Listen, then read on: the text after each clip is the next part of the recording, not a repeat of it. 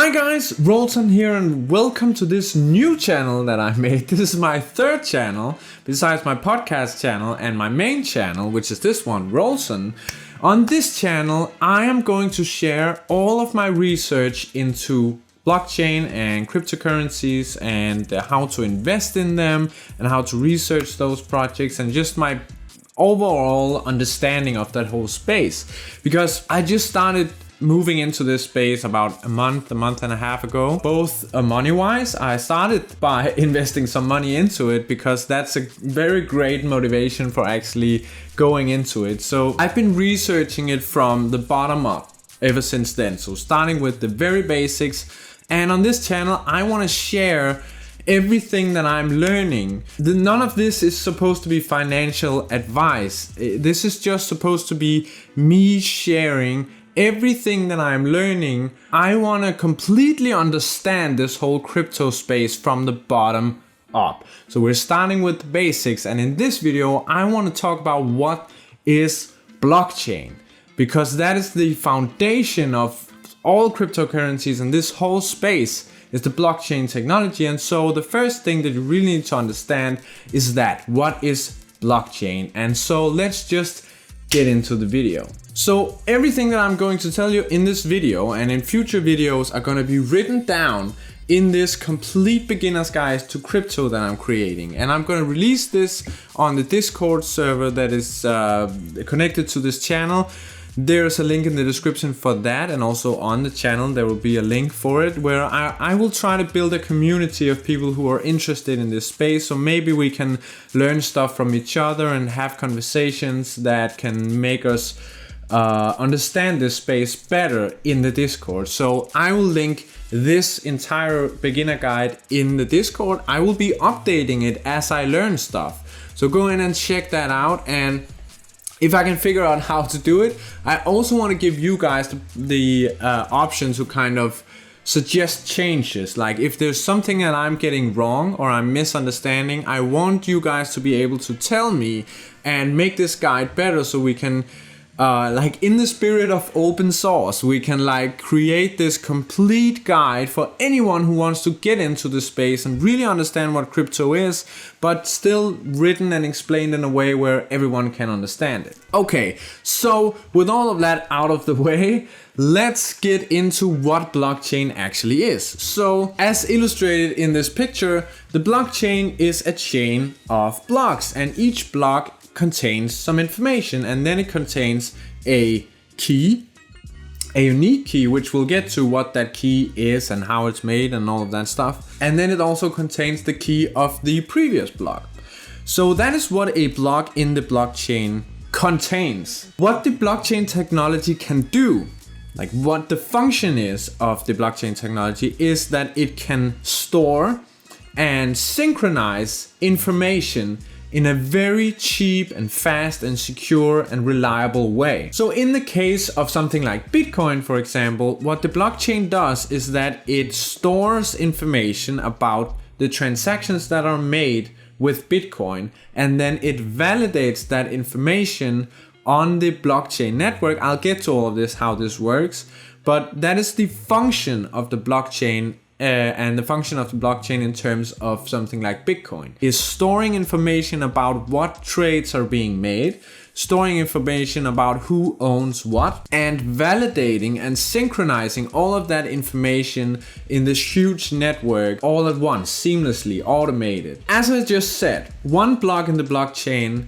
consists of three things: information in the block, a key to the block, and then a key to the previous block in the chain. And these unique keys are the core of what makes blockchain technology so exciting and so able to revolutionize a lot of things in the future. These keys consist of 20 to 30 digit codes. They are called cryptographic codes, and they are made with what is called a cryptographic hash function. Now, I'm no mathematician, and I don't understand how a cryptographic hash function works, but I don't need to understand that to understand why it's useful. See, what a cryptographic hash function does is that you give it an input, and then the math does its sorcery, and then on the other side comes out this 20 to 30 digit code. Now what is brilliant about this is that the same input will always generate the same cryptographic code, but you cannot look at the code and see what the input was. So it's kind of a one-way street like that, where you can validate if you have the input and another person has the input. You can both validate that these two things that you have are identical, but you cannot look at the hash code of the other guy and see what input he has. And this just means that you can validate that the input is the same over large networks without revealing the identity of the actual input. If you're a little bit confused now, I understand. I was too when I started getting into it. So let's take a practical approach and look at a practical example of how this might be used in an organization, for example. So if we imagine that we have a large organization, this organization has a lot of different offices all around the world. It has a lot of employees, a lot of customers, a lot of partners, and so there's a lot of people who need to engage with each other all the time. This must require a lot of contracts and documents being generated, and that requires a lot of bureaucracy to store and validate and make sure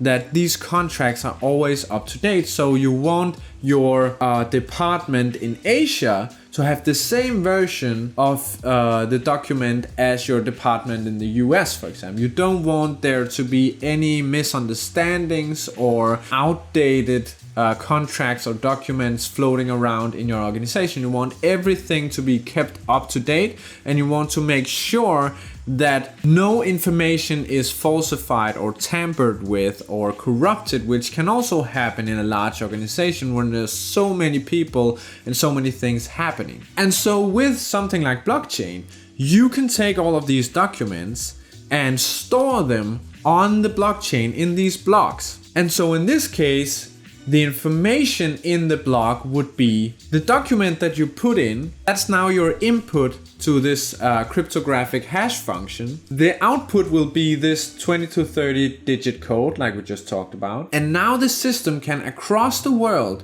from your Asian department to your US department, instantly check that the document that you hold is exactly the same as the document that they hold. If you change even a single comma in this contract, the entire cryptographic hash code, the 20 to 30 digit code that comes out of the function, will change completely. So you cannot make any changes without the system noticing. So how does the blockchain check this in a secure way? That is through something called the distributed ledger. And a ledger is basically just a list or a spreadsheet. The ledger would be the list of all the information in the blockchain, all of the documents that are stored on the blockchain. Now, every single user of the blockchain, which in this case is every person who holds documents in this organization, they hold a complete version of the entire blockchain. This ledger is distributed to everyone on the network. Everyone has their own database that contains all of the data in the entire blockchain. And so what happens is, when you make a change, if you change something in a document, let's say the company changes their terms of service and now they change this document. Now this document needs to be changed. They validate this change, they put it into the blockchain, a new block is added. Now this is then synchronized with all of these ledgers, all of these databases that everyone in the blockchain has. And so what that means is, if one party, if one user of this blockchain would want to falsify some information, they would like to slip in a change in a document without anyone else noticing, they could try and go into their own version of this ledger that they have stored and try and change the information in their ledger. But because the ledger is distributed to everyone in the blockchain, what the blockchain will do is it will compare this one ledger to all of the other ledgers held by everyone else in the blockchain. And if the majority of those ledgers are different from the one that has changed, then the change will be discarded. So the safety of the network comes down to, as long as the majority of the network is not corrupt, then you cannot corrupt the system. No one person can corrupt the system. Only a majority of the system can corrupt the system, and that makes it very safe, because usually if you have fraud or corruption in an organization, it's not like the entire organization that is corrupt. It's usually like a few people at the top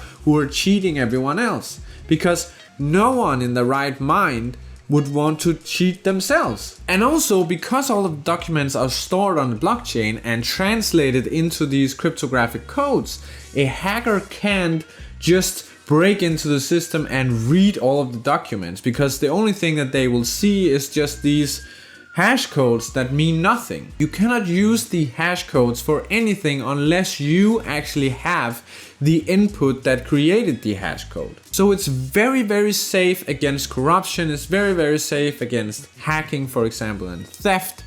And that just makes it incredibly reliable and safe. And also it removes all of the bureaucracy, because everything is handled by the code on the blockchain. It's not a group of people who are distributing all of this information. It's just handled by the code, and so there's no bottleneck. So there's so many use cases for this basic technology of blockchain. The blockchain is not the same as cryptocurrency. That's an important distinction to understand. Blockchain is just this technology of this distributed database, and it can kind of synchronize and validate the information on the blockchain. That is what it is, and it's all encrypted with these hash codes.